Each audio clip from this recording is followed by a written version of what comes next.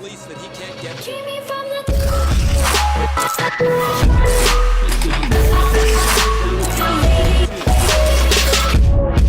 to. Yo, what's going on, guys? We're playing some more NHL 17 today. We're talking EA Sports Hockey League. I'm going to give you guys some of my best tips on how to get better at playing smaller club games like 2s, 3s club games.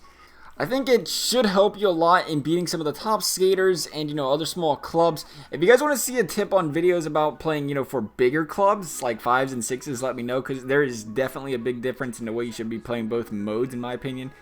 And I'm not bragging or anything, it's just, but I was a 5-point per game player back in EASHL last year.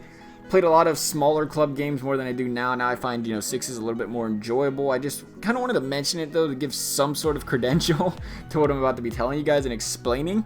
This is kind of like a little blueprint of how I play, and some things, I'm about to say might confuse you a little bit, but I'm going to try to do my best to shed the light on what I do and why I do it.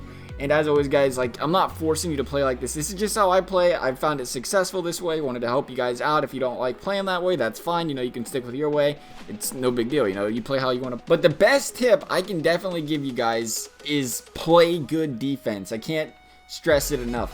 Cherry picking might seem like a good time and all, Why not sit on the blue line all game?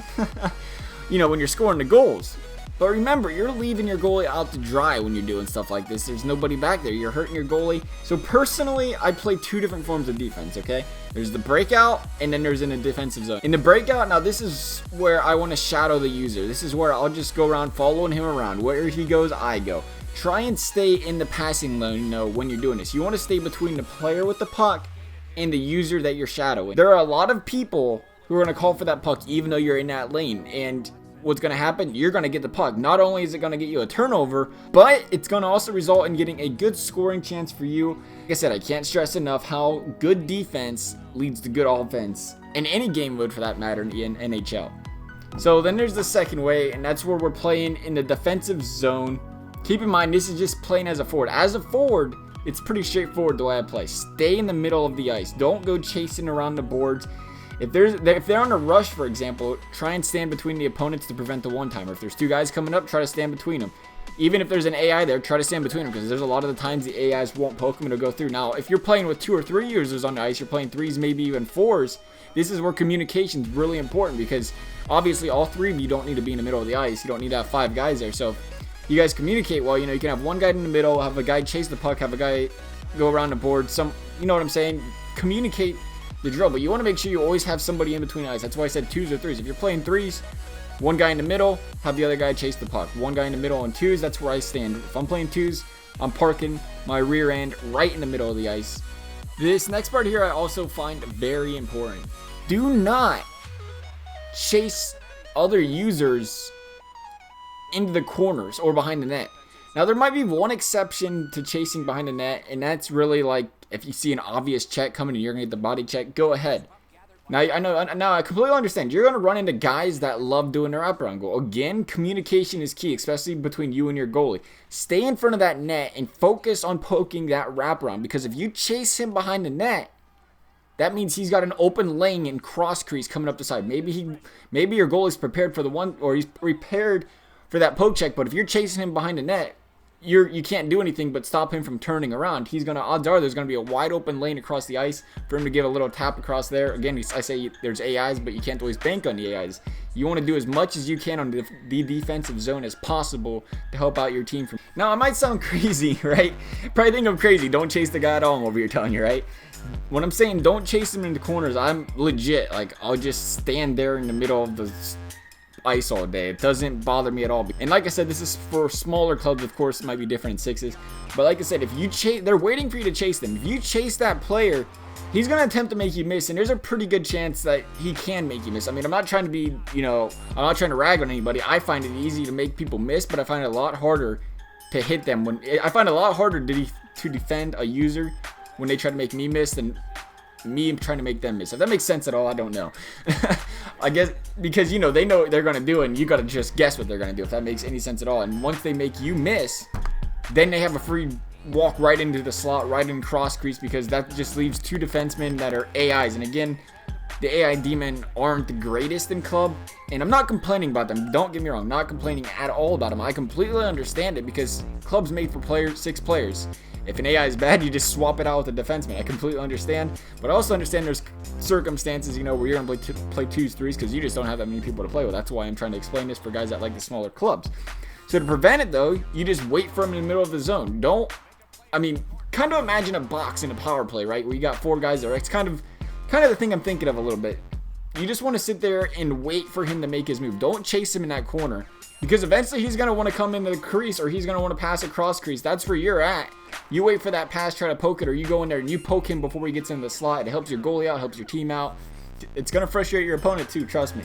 So let's move on to offense. Tip number 1, we talked about it in the defense. Don't spam call for the pass. Make sure you're open before you call for it. The more you play, the more you're going to understand the AI's passing tendencies, and it's going to come to the point where you really are going to rarely have to call for the puck all game. I barely call for it really anymore unless I'm wide open and I want the puck real quick. Because once you start playing a little bit, you're going to see like there's certain places you can go down the ice, certain zones where they're going to pass you the puck if you're open. It's just a thing where the more you play, the more you'll start to get used to it kind of deal.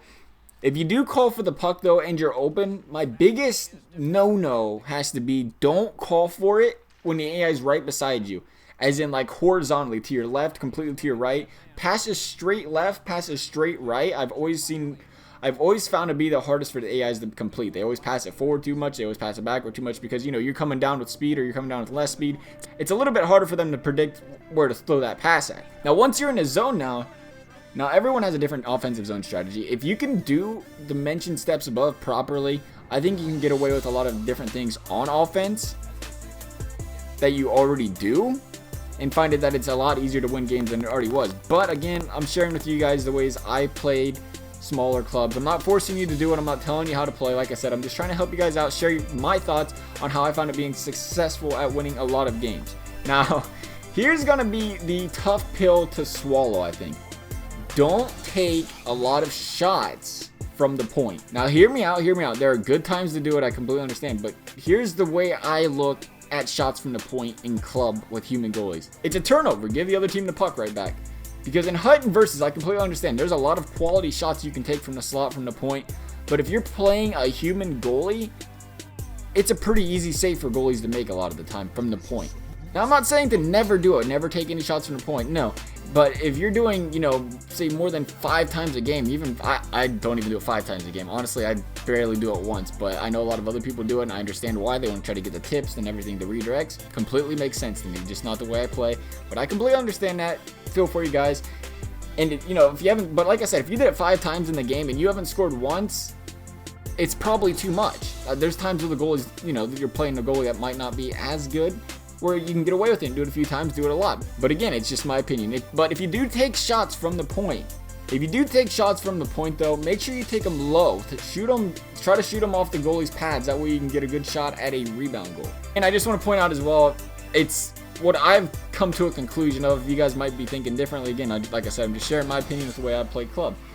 3 shots or 40 shots, the momentum's the same. Now, if you make 3 turnovers compared to 40, then you might see different momentum. The AIs might skate faster, you might skate slower. But all I'm saying is it's going to be a tough one to explain, but I've never found it easier if you take more shots or harder. Like, I've never found more goals come because of more shots in club. Like I said, completely different in different game modes, completely different in 6s for that matter. Yeah, you're going to have a better chance at the redirects because you're playing with more people than AIs and everything. You guys are communicating. Like I said, that's why it's a big difference between 2s, 3s compared to 6s. There's been a lot of games, though, where I played 2s. It's quite common, again, not bragging, just saying, it's the way I play, where I win games 5 goals on 7 shots, 6 goals on 8 shots, 4 goals on 5 shots, 5 goals on 5 shots, and the other team has 1 goal on 15 shots. Why do they have 15 goals on 1 shot? Because of the reason I just stated. They take a lot of shots from the point and shots from bad angles. Personally, I don't like shooting unless it's at a high scoring percentage. That's just the way I play. My final tip, though, is be smart with the puck. If the AIs are being aggressive, get a good cycle game going. Work the puck around the net and points. It'll help open up some of them passing lanes, even some lanes that get the shots off in the slot. So hopefully you guys found this video helpful. Like I said, I don't want to come off as forcing you guys like how to play a certain way. I just kind of feel like I've played club for a while now. Maybe I could share some of my thoughts and how I play with you guys, help you guys out. But, you know, if you came across this video also, you kind of were, I think, looking for a little bit of club advice, right? So I think, you know, hopefully you don't see me as just forcibly, abrasively telling you how to play. But other than that, guys, I hope you enjoyed the video. If you want to see more tips on EASHL, just let me know. Thanks for watching, guys, and we'll see you next time.